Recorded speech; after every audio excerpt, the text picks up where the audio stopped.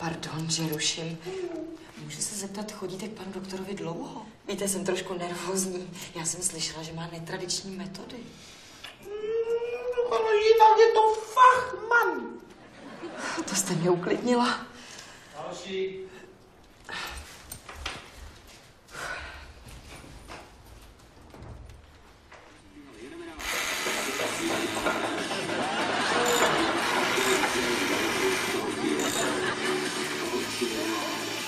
Další, tak co je? Pojďte, prosím nás, tak nemáme na vás celý den, no. Ne.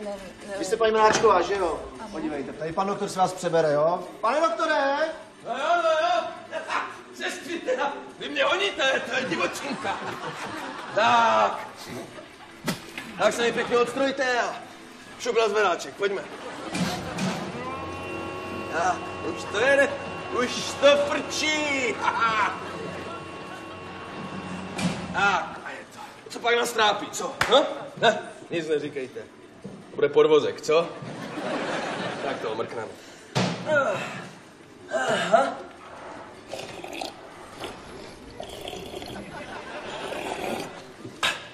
Když si nedám ráno trošku kafe, tak se mnou nic není. Tak. Ukažte. Je. Jo, tady nám to kapánek teče. Ročník. 85. No, tak to jste měla říct rovnou. To by totiž mohlo být prasklé těsnění pod hlavou, víme? No. Vy jste se nechal naposledy vystříkat dutiny, co? Pardon? Jakože, kdy se vám tam naposledy někdo šťoural? Asi tak před 3 dny. Aha.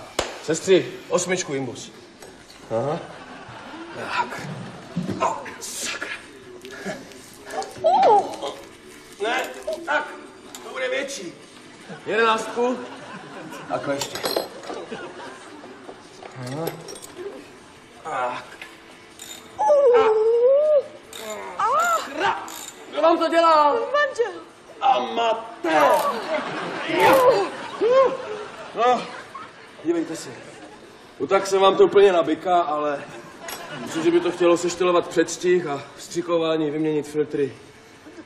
Vy to máte celé už zralé na generálku, paninko. Generál? Jo. Co vůbec dělá manžel, co? Správce sítě. Jo, tak hlavně, ať už se vám to nehrabe. A jde radši na ryby. Ukažte. No, ale bezpečnostní prvky máte úplně v cajku. No, tak Astle taky není špatná, paninko. Kde by to manželek střelil, co? Pardon? No ne, tak ročník 85, chápejte, to bude za chviličku veterán.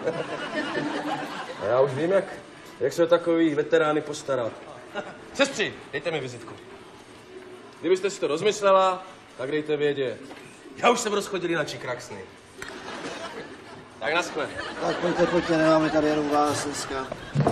Nazdar. Tak, co tam máme dále?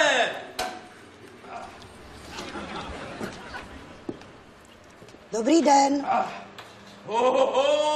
Paninko, hoďte tam zpátečku. Na kamiony tady nemám zvedák. No, tak.